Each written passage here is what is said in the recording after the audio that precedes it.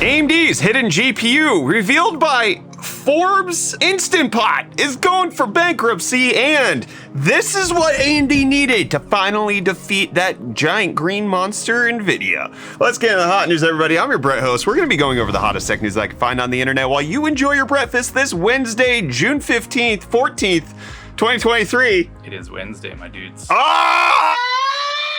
And we're going to start off today talking about the GPU that many people have been waiting for from AMD. They've only launched the 7900 series and now the 7600, and many people were wondering, where's the rest of it? It's been over 6 months. It's gone. Yeah, they launched the original stuff in November. Where's everything else? We don't know.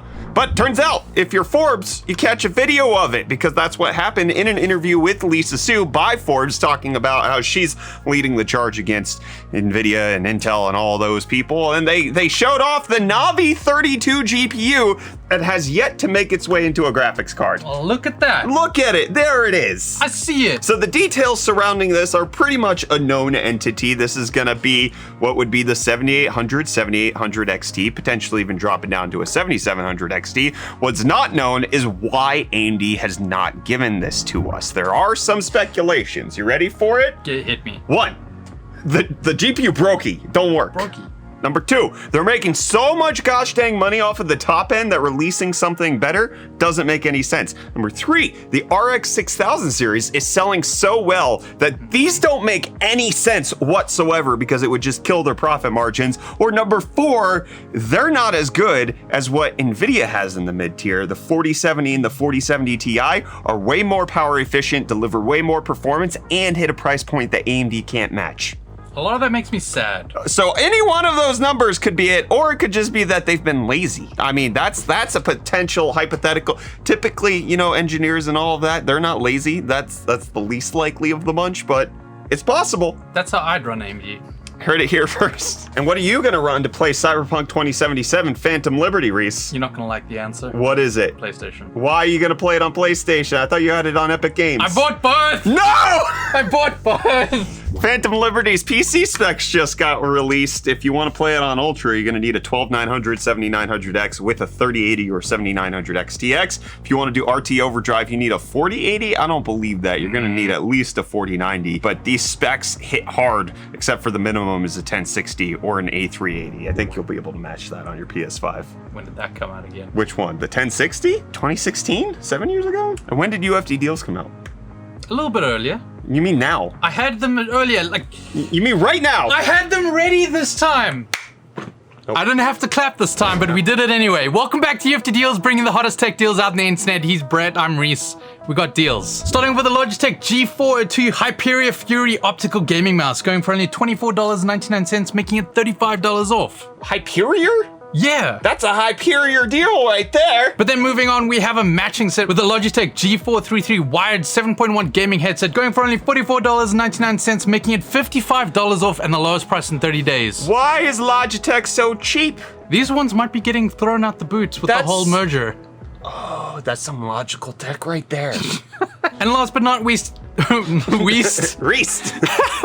Last but not least, y'all, we got the Acer Nitro XZ270U, 27-inch, 1440p, 165Hz, 1500R curve VA gaming panel. Going for only $179.99, making it $120 off and the lowest price in 30 days as well. And with that, the deals are done. You can find these and more linked in the video description down below. But until next time, I'm gonna hand you off back to Brett for the rest of your hot news. Cheers. And switch. Ow, there's drawers. Hopefully Logitech's not going to end up like Instant Pot, because we found out they're filing for bankruptcy. Turns out you guys are not buying enough pressure cookers out there. In fact, they're down 50% since 2020. This magical device that a lot of people bought in order to cook food very conveniently, it can do it in so many different ways. You can saute, you can pressure cook, you can slow cook, you can do everything. It didn't have the hype of the air fryer. But Instant Pot's parent company does make air fryers, which is actually one of the problems that's going on. Anyways, there's a huge decline in Instant Pots.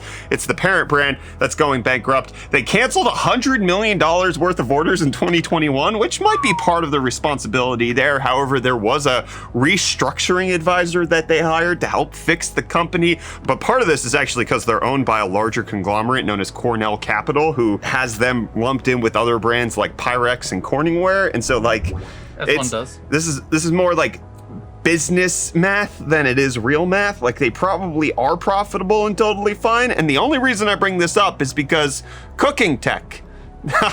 New channel. Cooking with Reece. People would watch that. They would watch that because I can't cook. But you should learn how to cook. We should do cooking streams. Let's do cooking streams. Oh, by the way, we are giving away a PC over on our actual streams. We got this 13900K RTX 4090 PC right here that we're giving away over on our Twitch channel. If you want to come join us, maybe we'll do a Reece cooking stream at some point. And Intel is going to see ARM with its IPO because the reports are coming out that Intel is highly invested in investing in ARM during its IPO because they want to be part of the upcoming plans that ARM has, including spending some of that money to invest with Intel to make ARM chips at Intel foundries. So it's a giant circle of cash that's flowing around. But the good news is NVIDIA did not buy ARM. So this giant circle is possible, and Intel's not going to have the majority share. There's just going to be one large piece of the cookie right there. And Noctua wants you to offer one large piece of the cookie to your AM5 CPUs because they're announcing an offset mounting bracket that you can get from them to help increase the cooling capacity of whatever Noctua cooler you're throwing on there to the tune of 1 to 3 degrees Celsius on AM5. Real temperature numbers. Actually, yeah.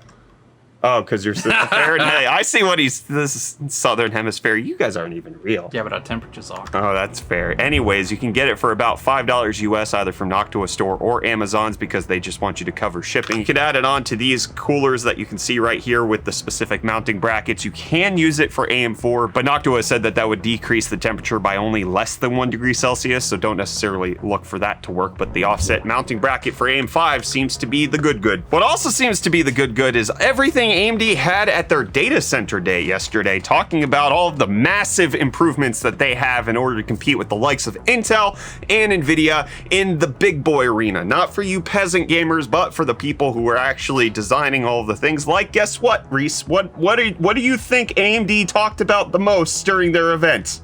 AI, all right? So we got their 3D V-Cache powered Epic Genoa-X CPUs. These were leaked a little while ago, but they're gonna have 1.1 gigabytes of L3 cache, which will allow it to have 2.9 times faster performance in applications that actually benefit from 3D V-Cache, but you can go up to 96 cores, 192 threads, then 4 cores, 1.1 gigabytes of L3 cache, second gen stacked 3D V-Cache, all of that goodness, slightly faster than the Sapphire Rapids, 2 to 3 times as much, again, in those applications that don't necessarily take as good use of HBM memory, but instead need that L3 cache. However, one of the bigger things that AMD announced was their Bergamo chips, which have 128 cores, not the 96 that we saw in Genoa. And part of this is because they're actually using the Zen 4C cores that we talked about in yesterday's episode of Hot News, which are better than Intel's efficiency cores, at least in the fact that they have multi-threading and they're bigger. So technically they might be more powerful. So the Zen 4C cores, 128 of them being stacked onto a Bergamo chip. It has 82 billion transistors, 35% smaller core die area with the same process, and 2.6 times faster than Sapphire Rapids in cloud native workloads. And again, this is better than Intel's E-cores because it has hyper-threading, and they also support 12 channels of DDR5 memory, PCI Express Gen 5, and it works on the same SP5 socket. Bergamo, I like the name. It is a nice name, but that wasn't the best thing AMD showed off yesterday. Are you ready for the best thing, especially when it comes to their shareholders and pleasing the AI bros? You ready for this? I'm not an AI bro, I was just pointing at me. MI300A and MI300X. This is something that AMD has already announced. This is their APU, their cloud APU that has both a ton of CPUs and a ton of GPU power, but now with more AI marketing. They didn't really talk about this at first, but now it's definitely here. The MI300 series accelerator family is here to give you the world's first integrated CPU GPU package because they're trying to beat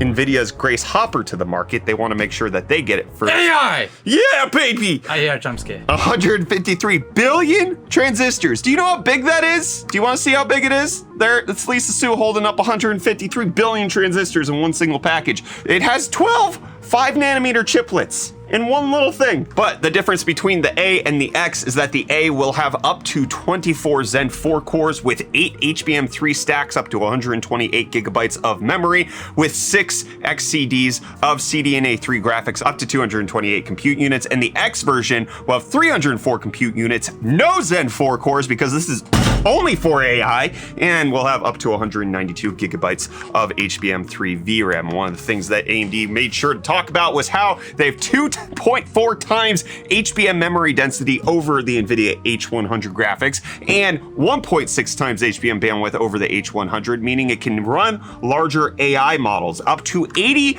billion parameters on a single MI300X, which they're saying is the first time a model that large has been run on a single GPU, saying that it will save you money because when you have to buy two NVIDIA H100s versus one AMD's MI300X, the less you buy, the more you save. That's their marketing slogan. AMD really trying to compete. There was a lot of AI talk at this event. They wanted you to know they're ready to compete with the big boys, all right? You think NVIDIA's gonna take all of the money from AI? Nuh-uh, AMD's here too. It remains to be seen how useful this is gonna be. They did say that this should be sampling sometime soon and that it should come to market later this year, but they also said that last year, and then they didn't really talk about it for a while until very recently when the AI conversation ticked up again. But they want you to know that they're still playing in it. And I'm not playing in hot news anymore.